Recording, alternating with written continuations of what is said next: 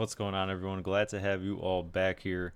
We're looking forward to week 35 of MLS, and this slate is this coming midweek slate on Wednesday. And this is only one of two slates left, full slates, before decision day.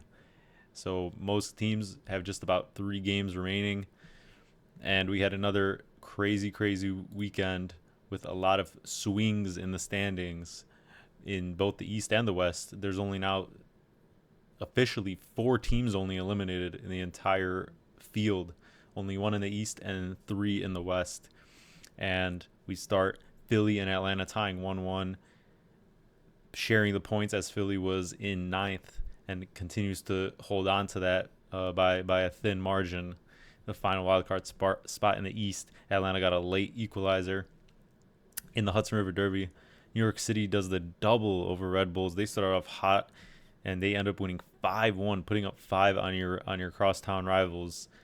Red Bulls are just continuing to plummet. It's looking like, yes, they did now qualify actually for the playoffs, but it's looking like yet another first round exit unless something changes, because the nothing is flowing right now. Their attack has dried out specifically, and their defense that they've leaned on, and especially at home, has just not been as consistent. A little bit of health issues and other things. And then the Revs, who had a game in hand on basically everyone else in the East, making up ground in a way, winning 1-0 over Nashville at home with a late goal. And then Miami playing out another draw, 1-1 to Charlotte at home this time after 2 straight draws on the road.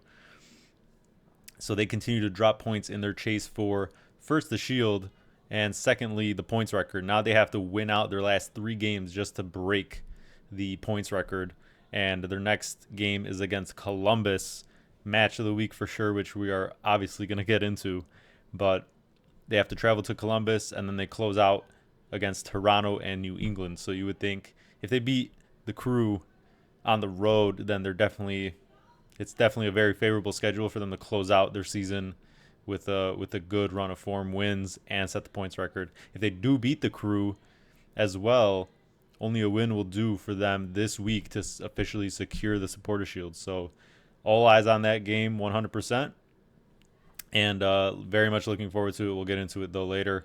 Moving on, we had LAFC coming off their Open Cup victory midweek on short rest. They had to travel to Cincy, and before that Open Cup win, LAFC was 5 winless coming out of Leagues Cup in MLS play. They go on the road, steal it from Cincy 2-1. Boanga with the tightest of shots into creeping past Celentano for the goal, 2-1.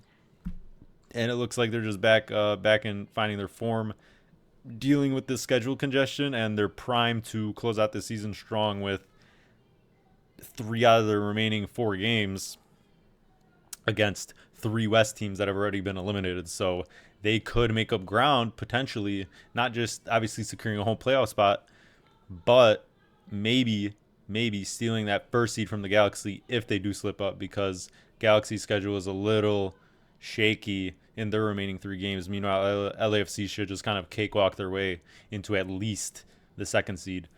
And we move on, DC United and Crew.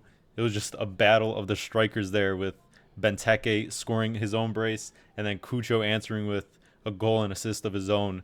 And they share the points. The Crew could have maybe made it a little bit more shakier for Miami in terms of the Shield there, picking up points, the full 3 points, while Miami was held to a 3rd straight draw. But going on the road again, they also had their midweek game, the Campeones Cup, where they basically went full strength. So then they had to travel to DC. That kind of affected, their legs and who they kind of rotated. But yet, regardless, they're still 2nd seed in the East above Cincy now, and that's kind of their main goal now. They still have meaningful games to play. Obviously, this Miami one coming up, and they are looking to at least get that 2nd seed in the East. And then Montreal continued their late push for the playoffs. They've had a favorable schedule, and they go out and win 3-0. Just easy business at home to the Earthquakes. St. Louis City beating their Missouri rivals, Kansas City, who were already eliminated from the playoffs. And regardless, though, they are eliminated now because they had to be perfect, and hope Minnesota dropped all their points in their remaining games. And Minnesota, moving on, picked up a 3-0 win at Rapids. Yeboah now, I think it's 7 goals in 6 games with another brace now in that last game. It's just gotten ridiculous for him. Orlando City going on the road, 3-1 to Dallas, and Dallas is now hanging by the thinnest of margins. I officially consider them eliminated anyways. We'll get into that whole schedule and the point situation, but Dallas basically out because of that. A lot of things are going to have to go their way, just like it did for it should have, not should have, but had to happen for St. Louis, and now Minnesota and Timbers look like they're at least going to occupy those final 2 wildcard spots. So moving on to Chicago taking on Toronto. Toronto on the short rest with a bunch of travel. They lost the Canadian Championship. The Fire, meanwhile, just not finding their way offensively. They're at home, and they settle for a 1-1 draw. That officially eliminates the Fire. Is just another terrible, terrible season where they still can't find to even get into the wild card despite, spending a lot of money. And then Austin coming back from 2-0 down at home to Salt Lake, who has now just officially been crumbling. We'll get into the stats, but RSL choking another lead, and their defense just hasn't kept up to the standard that they set when they jumped out to the first seed in the West earlier on in the season. And then another Cascadia Cup game, Whitecaps hosting Timbers. Whitecaps got to stay at home, but they were on the less rest with that Canadian Championship in mind. Timbers hold on for their second straight road draw. Huge points for them as they continue to not just obviously qualify for the playoffs, but maybe sneak out of that wild card because it's so tight. They're still in that mid to bottom playoff seeds in the West.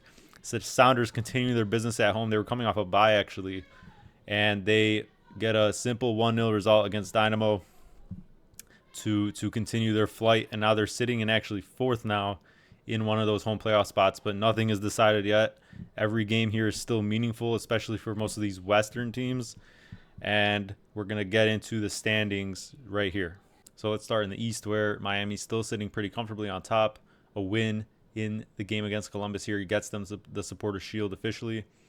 Columbus, they drew while Cincinnati lost, so now they move up to second. They also have a game in hand, so they have one kind of game room for error. Say they drop points against Miami, and still they will be above Cincinnati on the same level of games. And who's to say Cincinnati even picks up too many points the rest of the way, because they do have some decently tough games, and the defense just hasn't been holding up recently. Orlando with another win to move back into that 4th spot.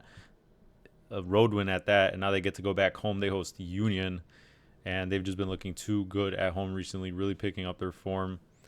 NYCFC and New York Red Bull both qualifying despite that terrible loss for Red Bulls, and Charlotte did well to gain another point to kind of stay out of the possibility of one of these 8 or 9 seeds coming up and stealing one of those final normal playoff spots. And then the rest of the way, you have Toronto in 8th. They only have 2 games left, including one against Red Bulls this weekend, with other teams hot on their tail, such as Montreal, Atlanta, DC, who have the extra game in hand. Toronto also plays Miami in their final game. They don't play on decision day, so they need to pick up 3 points against Red Bull. I think that's, doesn't even need to be said, because you don't see them even getting a point against Miami. But it would just depend on lineups and all that day. If Miami were to already secure the Supporters' Shield, how would they approach the final couple games, But anyways, yeah, like you see, the gap between numbers 4 and 7 through the East is 4 points. Numbers 8 through 10 are all on the same level of points, and 11 through 13 basically 3 to 4 points off the playoff wildcard spots as well, 8 and 9. So Chicago's the only one officially eliminated. New England got that win over Nashville. They're still, have that game in hand. So if they were to win out, they would get 40 points. Does that get them in? Maybe.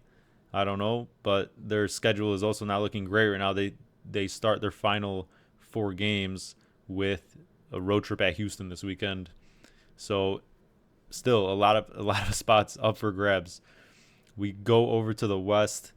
LA Galaxy, they had the bye actually this past weekend, so most teams around them caught up in terms of the games, And really, I think it's really only about whether LAFC catches them, because, like I said, they play St. Louis this coming midweek, and then they also have Kansas City and San Jose as two of their other 3 games remaining besides the St. Louis one. So really, Galaxy just need to get a couple points here. I think wins, just some draws will do. They go to the Rapids this midweek, so kind of a shaky game for them. Obviously, their road form hasn't been that good, and that's why this 1 seed is going to be crucial for them in the playoffs. And LAFC looks like they're back in form, at least going for the 2nd seed.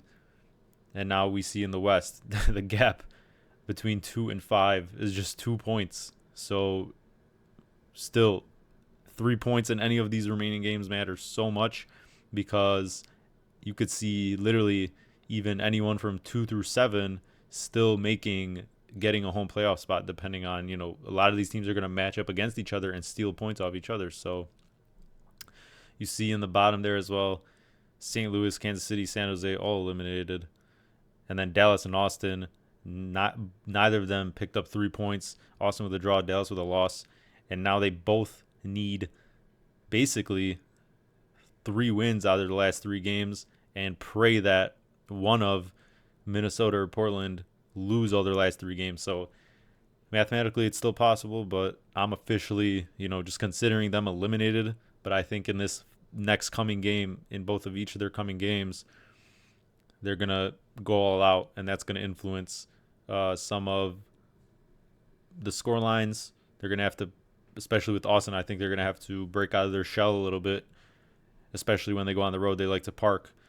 But, yeah, we're going to see, I think, a lot of intensity, kind of desperation you probably haven't seen from some of these teams in some time, because of where we are at in the season. So, yeah, nothing completely decided yet. A lot of playoff teams decided, but not exactly the seeding. So home playoffs hosting are still completely up for grabs. So I just wanted to give an update on how our bets are doing across the season as we're winding down into these last couple of weeks of the regular season. And this past weekend, we had another great slate in terms of the bets, and it's now been, I think, 3 straight slates, specifically, where we've been just on a great run. And the 2 units especially hitting. We hit another 2 unit there with the St. Louis game and the Seattle game.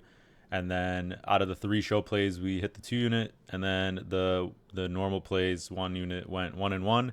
And then we had a couple ads which also hit, so that also boosted our profit there. And that's why I encourage you guys, if you're interested in the betting aspect, to just follow the Twitter.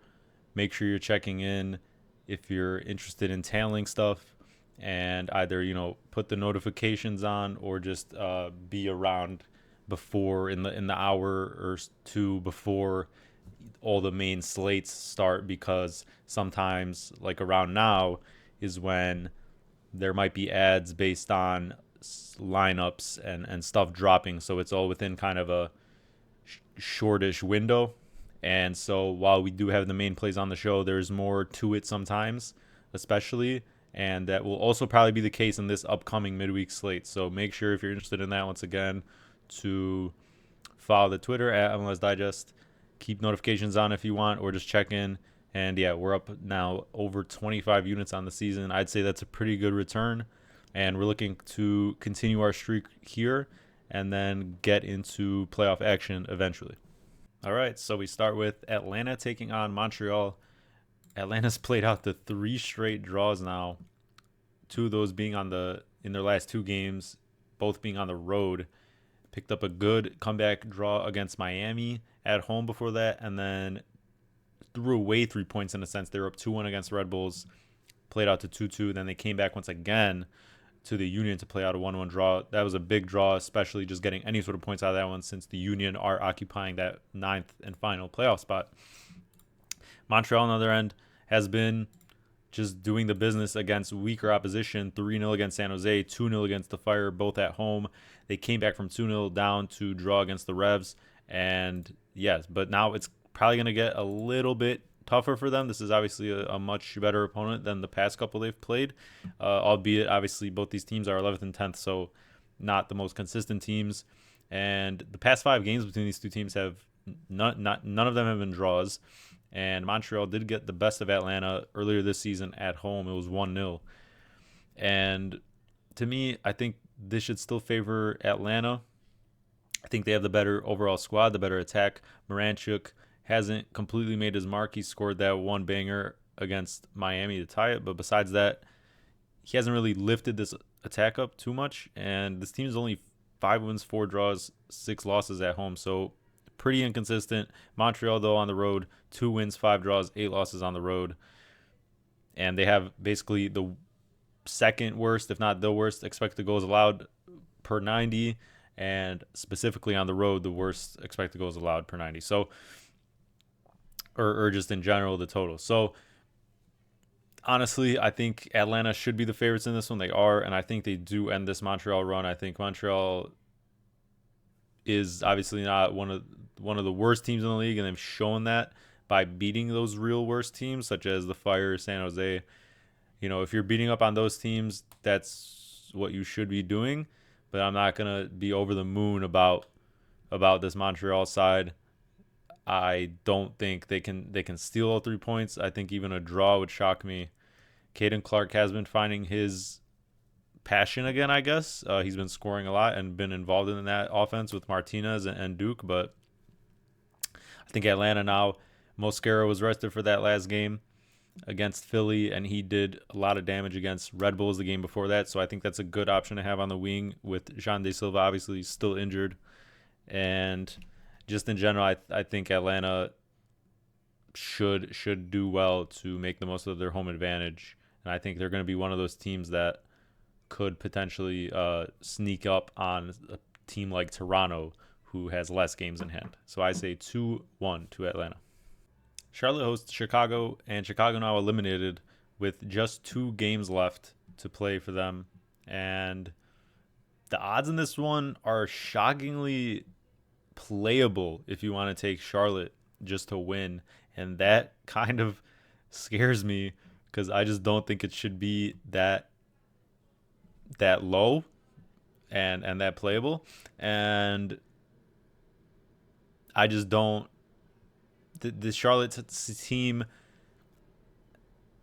confuses me sometimes. The attack is obviously where they've been lackluster and just not delivering in crucial moments.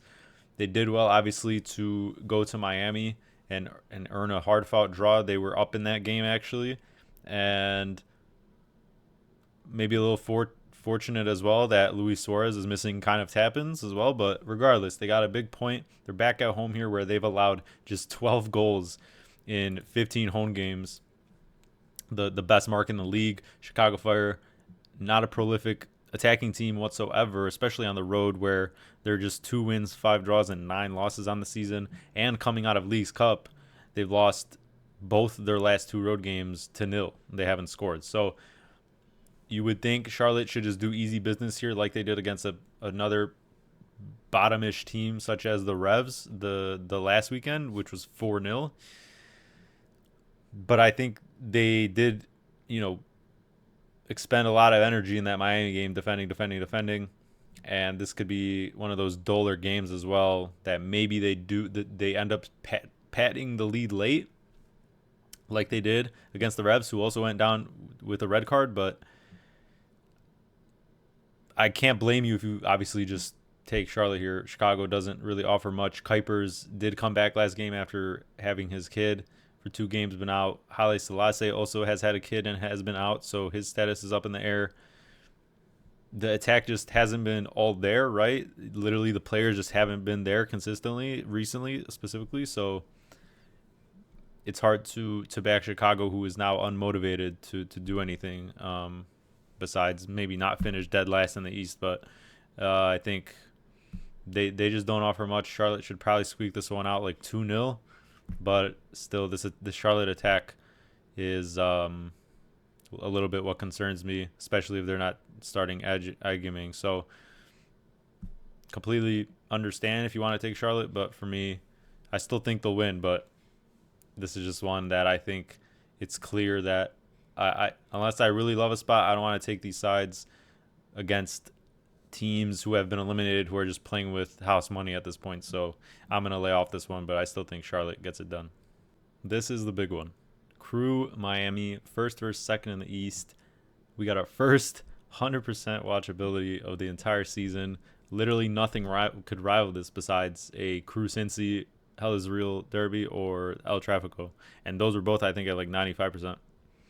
The actual way Hell is Real played out did not deserve the 95%. That was a 0-0, unfortunately. But I think regardless of how much scoring there is in this one, these are two tactically of the two tactically best teams in the league.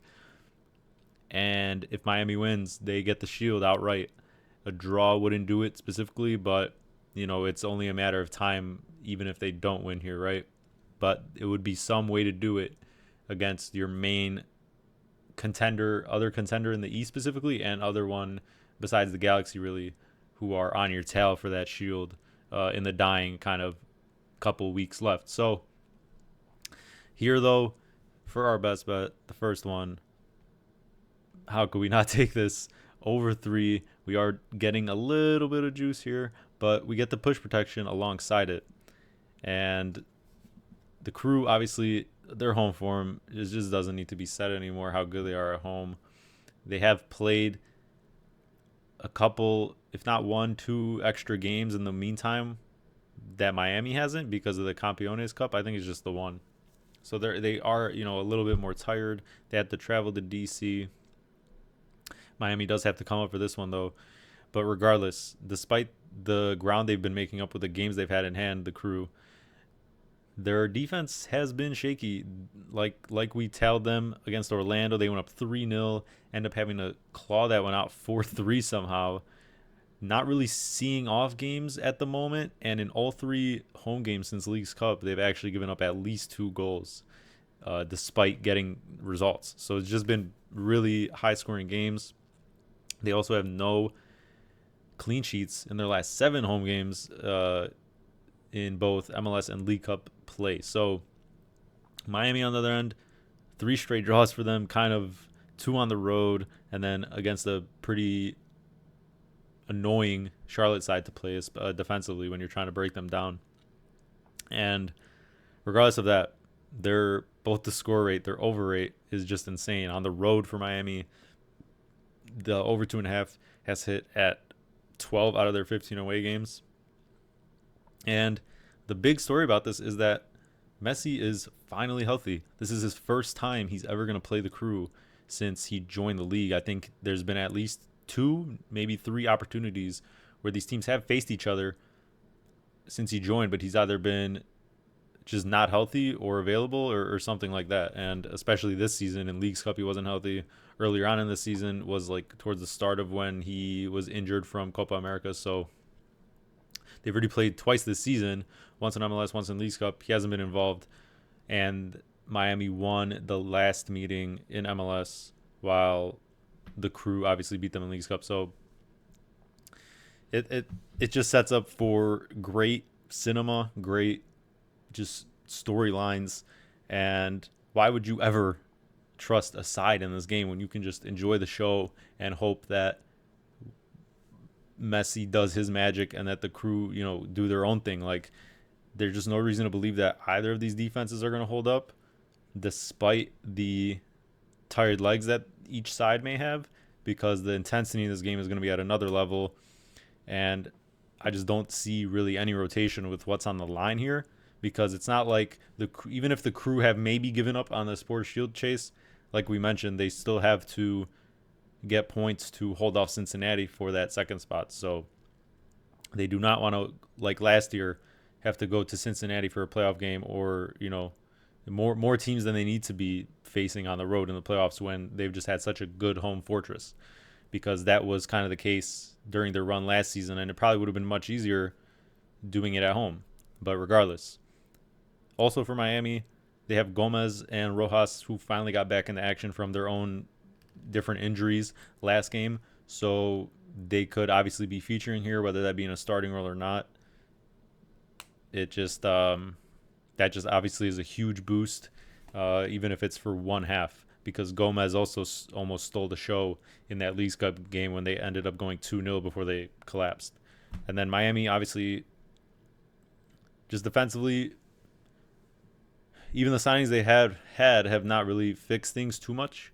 And now they have Aviles out on a suspension, and Martinez also dealing with an issue. So a little bit thinner there once again. It seems like they have someone suspended, especially in the back line or like central defense, like every game. So this is just pretty straightforward. And yeah, just enjoy the show. NYCFC meets Cincinnati, and it won't even be at Yankee Stadium or where the Mets play. I forget the name of that place, but this is actually going to stay in Red Bull Arena. So after beating their rivals, Red Bulls, in Red Bull Arena, they have to stay put. And I guess that's good for them. Obviously, it's not like even if they had a home game, it wouldn't be any travel. But Cincinnati, coming off a bad loss to LAFC, and now they have to travel here to NYCFC, who before that win was 9 winless in MLS play.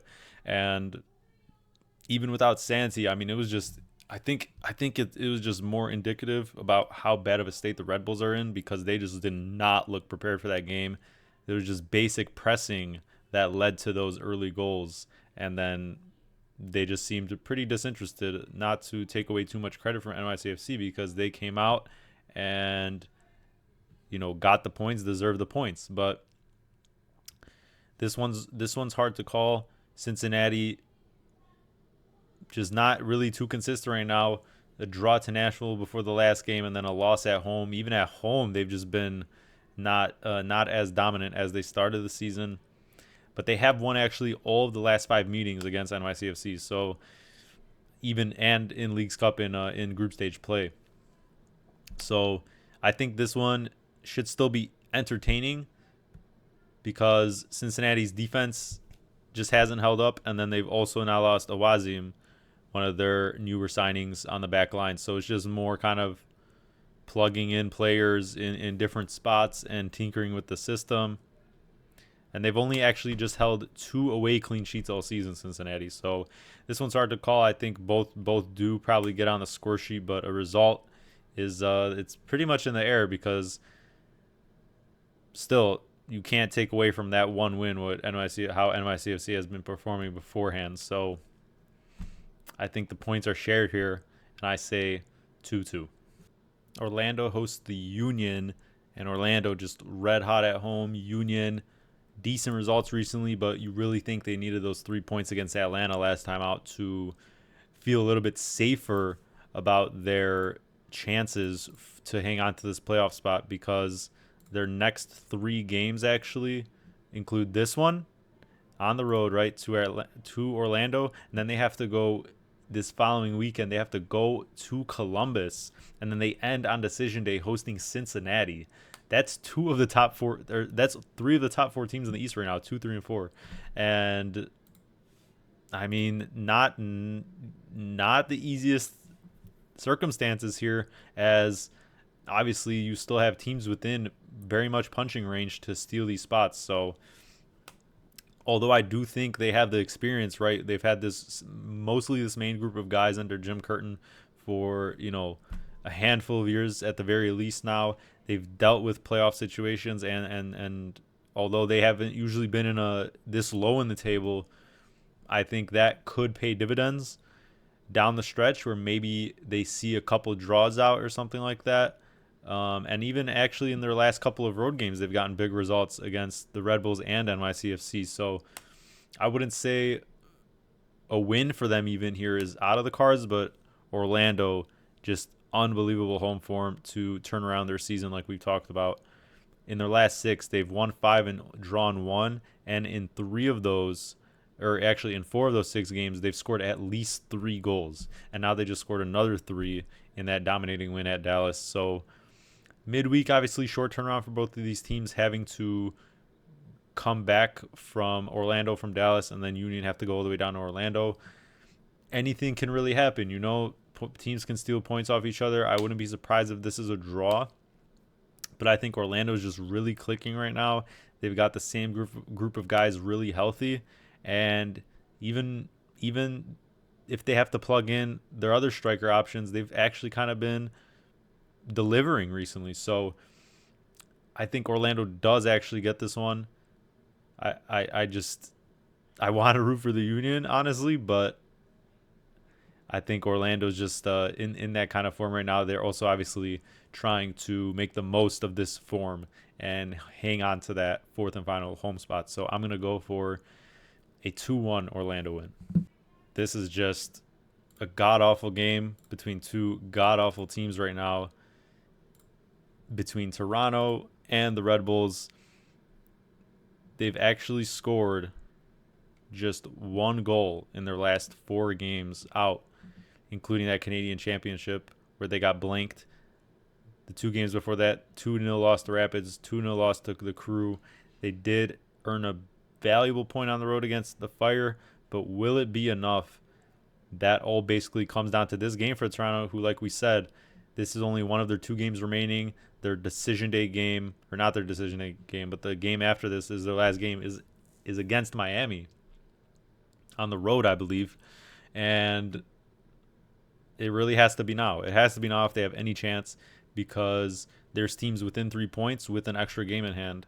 And it couldn't really actually come. This opponent couldn't be better for Toronto to turn things around against, because Red Bulls as well, 6 winless now since Leagues Cup. Forsberg did feature a little bit, but obviously it didn't matter by the time he got subbed down, because they were down by multiple goals, and the defense just has fallen off a cliff.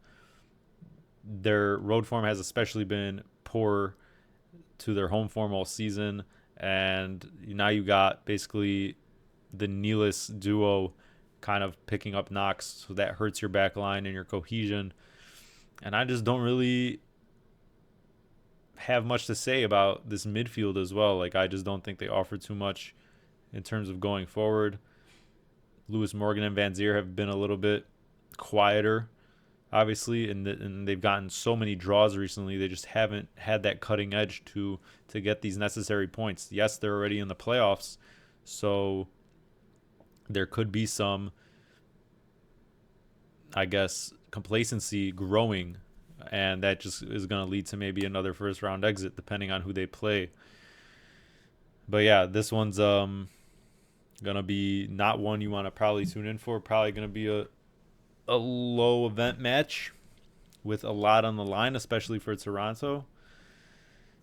And yeah, it's impossible to call, but I'm just going to go with a bit of a wild card. Even though there's really nothing positive to say about either of these teams, but I just don't think a draw is gonna be enough, because Toronto specifically is gonna have to open up if it is a tie late in the game. So one of these teams is gonna get probably a winner in that sense. I'm just gonna go with Red Bulls because screw it.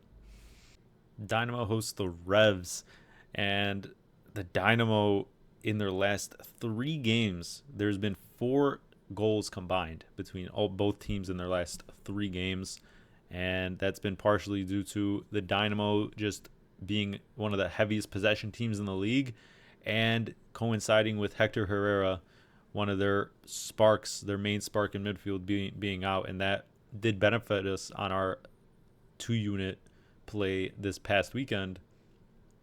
And that's kind of where this game is heading, unless him, Ponce, and Blessing, and especially Herrera, can feature in this one, because it's just been too stagnant, too many back and forths, not enough just risk taking, I guess. And specifically in that last game against the Sounders, both these teams actually bottom 5 in expected goals per 90 on the entire year. Revs obviously have the worst defense in the league, so you would think Dynamo can pick up this win. I think they do win, but it's not a team that's too high on confidence. They're fading. They still have a chance to get into those home playoff spots, but you have to deserve that by getting the wins at home here specifically. So Revs do have that extra game in hand. They got a big win against Nashville. But yeah, it's going to be interesting to monitor. I think I will honestly even consider adding this one later with the lineups. This is a big lineup check for me because, like I said, the reports are even ahead of that Sounders game was that Herrera, Ponce, and Blessing were all kind of in their own sort of training ahead of that game and were almost going to be considered. So maybe one or two of them, especially Herrera, could be ready to go for this one, and that would be obviously a huge boost. I think his status is more important than, say, someone like Ponce because Kovalchik or Ferreira have been fine replacements, and they can definitely do damage against even a team like the Revs. So, yeah, I think down the line, this might be one where I take a Dynamo or just a team total or something like that. So look out for Twitter for that. But yeah, I would consider. I just can't consider anything in this game without knowing who's kind of starting for the Dynamo because it should be low eventful, but the Revs defense, just doesn't get clean sheets regardless, and their attack though does kind of scare me a little bit in this one, especially if Dynamo are also limited with their roster. Nashville hosts DC in this one, and DC only a point up on them. Both these teams still in the mix, but Nashville, you had to at least get a point at the Revs there, give up a really late goal, and the tactics have just been kind of inconsistent out of Callahan recently, switching up his formation. The one against the Revs didn't really offer them much, and now it seems like Schaffelberg being back, he got subbed on that game, could be a boost for them, especially because their wing play has just been terrible. But DC, I mean, Benteke, another brace against the Crew, showing up against the big teams to earn a draw there and even pad his golden boot lead with just 3 games remaining. So he's going to be, trying to continue that carry job down there. They haven't been a terrible road team. 4 wins, 5 draws, and 6 losses on the road. So they have been kind of, probably might be bunkering down a little bit more with how, especially against the team right around their standings. But, we know about DC and their over rate. They're both the score rate. I mean, Nashville just doesn't, speak to me offensively. So this one's another one that's hard to call. But I think DC could certainly steal another point here.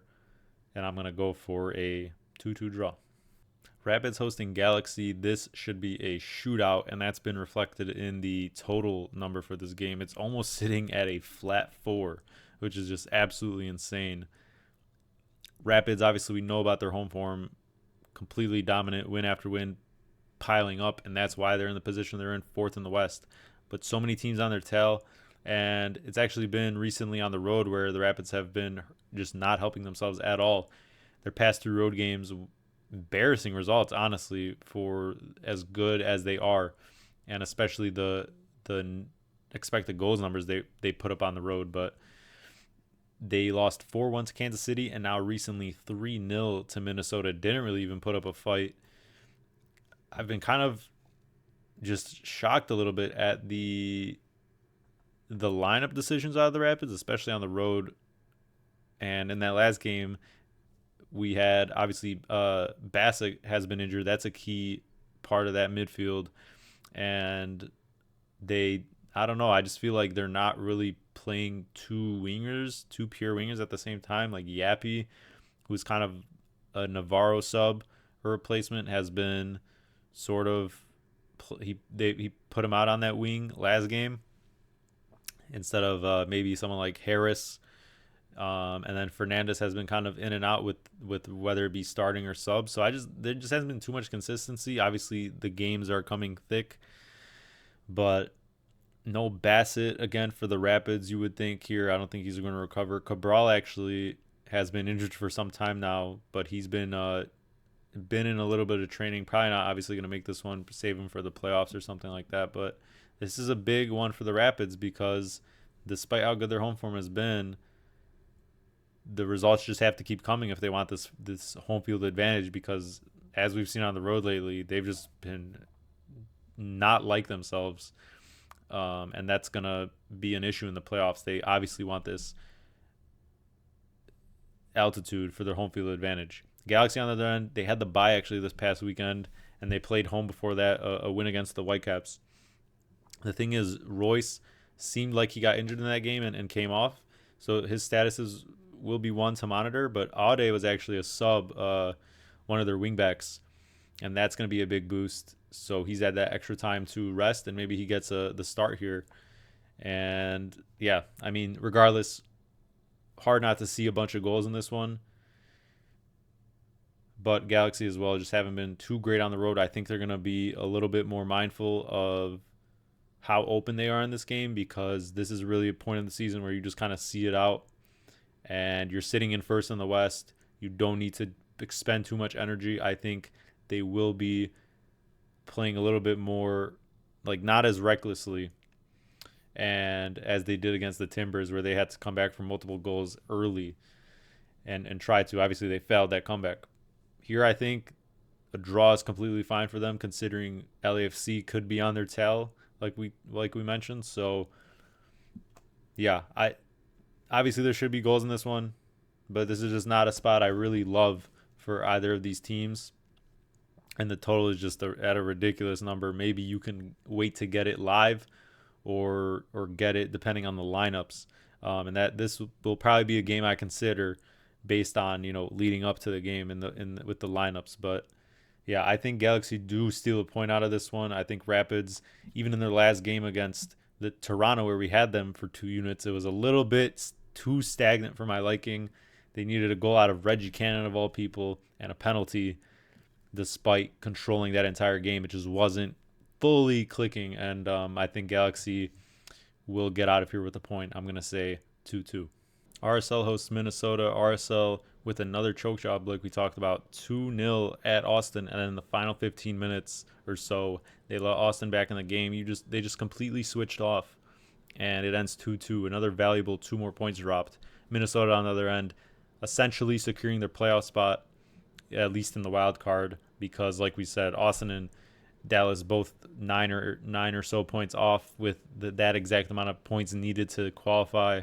Minnesota is not going to drop 9 points, and even then, those other 2 teams are just going to slip up anyways. You just know they will. So all but secured here for Minnesota. They've had a great run of form. Yeboah just continuing his carry job with a brace, and that attack has been lively, but that defense still has some of the worst expected goals allowed numbers, especially on the road.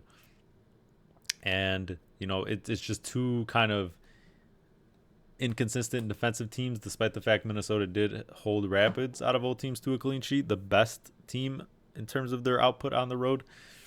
But we just talked about, the Rapids fading. So RSL, crazy stat. Shout out to Matt Doyle. In their first 22 games of the year, they were +9 in terms of goal differential from the 70th minute towards the end of the game. And in their last 9 games, they have a -8 goal differential in that same span, 70th minute to the end of the game. So they're not really even killing off games. They're not trying to, they're kind of just inviting pressure. And even though they've signed the wingers to replace Gomez and now Gonçalves as like that 10, it really hasn't even been the attack that's been the problem. It's just been that kind of mentality, I guess, and the defense just kind of switching off towards the end of the games. And we even saw that against a team like Dallas, where they had to win like 4-3, where they could have easily put away another goal or so and just made it easier on themselves. But I think that's going to be corrected.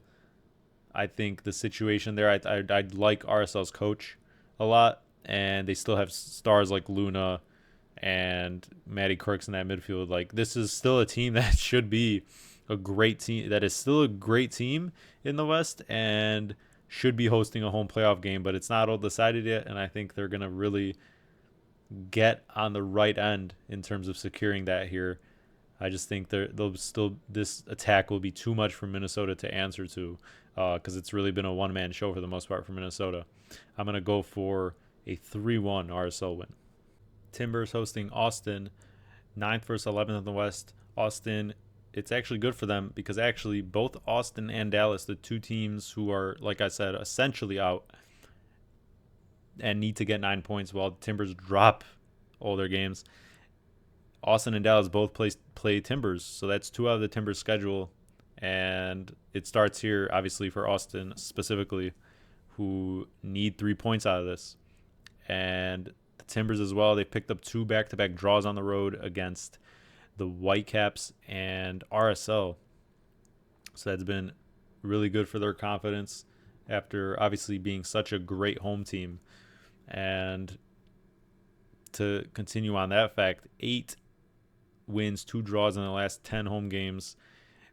They've scored 2+ in 9 of those and 3 in 5. So 3.5 of those 10 recent home games. And that leads us to, if you haven't already picked up on it, the second best bet. It's the first leg. It's going to be a 2-legger, and this is the 2 unit for the show. Timbers, Austin, over 2.5.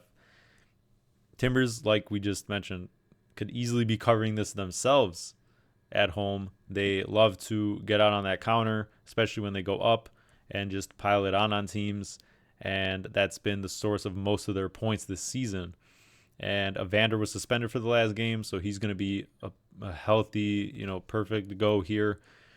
And even Rodriguez played 45 minutes the game before the Whitecaps the weekend before, so he's going to be a little bit better. I just don't think they're going to over-rotate here because while they have basically secured that wild card spot, they also are in line to potentially avoid it because no team wants to stay in these wild card spots and play Galaxy. If you win that wild card, play Galaxy in the first actual round of the playoffs because the winner of the wild card plays the 1 seed. So still, despite it's not even about obviously making playoffs at this point because it's just about maybe getting a more manageable matchup and path. So Timbers are going to still go for it here, I believe. Austin is obviously just a terrible team, one of the worst attacking outputs in the league, mixed with one of the worst defensive numbers. So, but yet on Austin's side, they do have to really go for it because once again, this is do or die. They showed a lot of heart at home to come back against RSL, and they like to park the bus on the road, but this is going to be one where I think you just go all out, and it's just like, how can you? I just don't think they know they're not going to escape with like some 1-0. Like, you can't just play for a point here as well. So they're going to have to take some risks.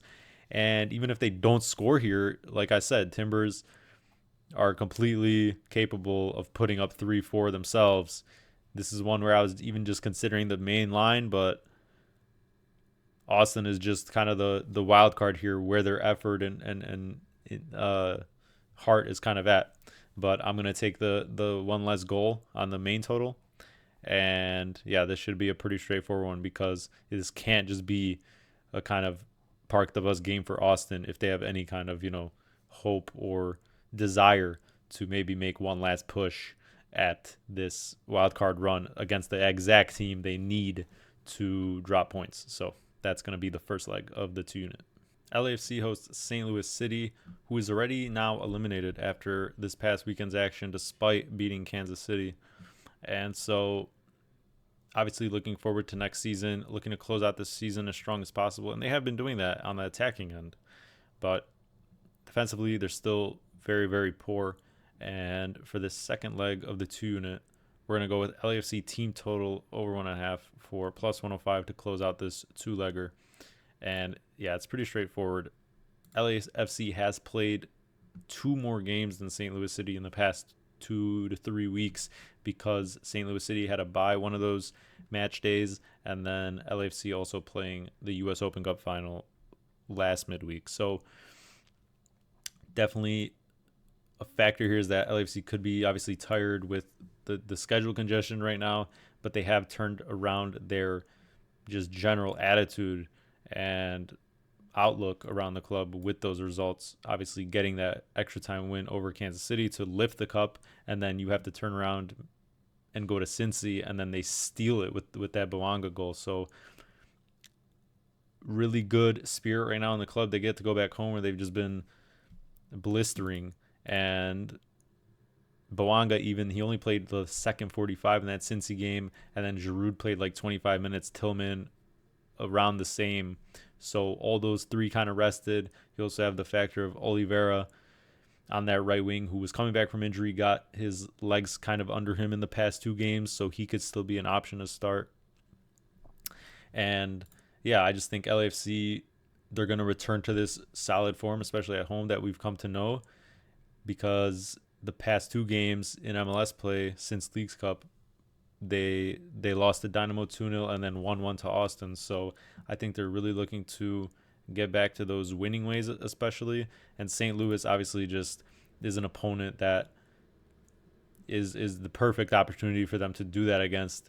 St. Louis, the signings have obviously very much helped them attackingly, and they're obviously going to be looking forward to next season. I think they're going to do a lot of damage, but defensively they're still very, very poor, and they're giving up goals. They just don't hold number one clean sheets on the road. And LAFC is good for multiple goals regardless.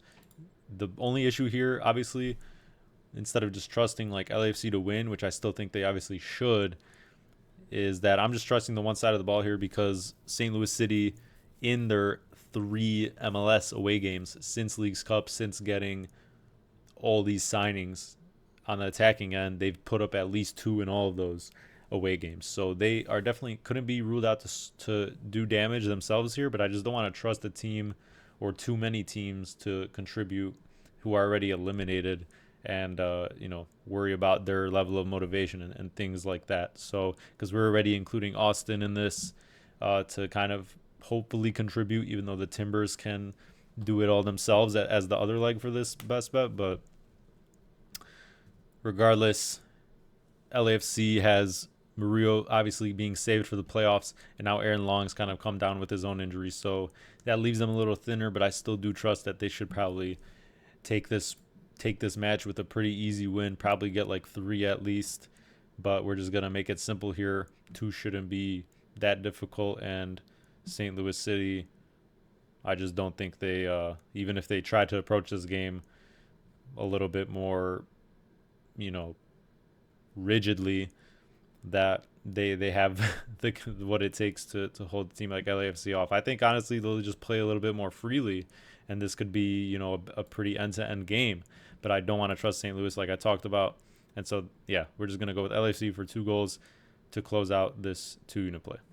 Earthquakes hosting Dallas, and Dallas needs the 9 points and other results. This starts here. They play the Quakes, who they should be getting 3 points against, and they do end up playing the Timbers, but by then they could already be out. But it does sort of line up for them,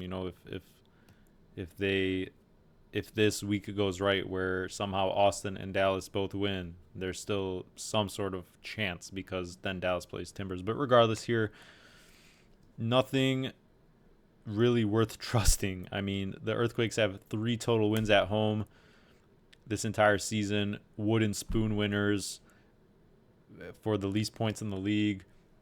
And Dallas, just a bad loss to Orlando at home.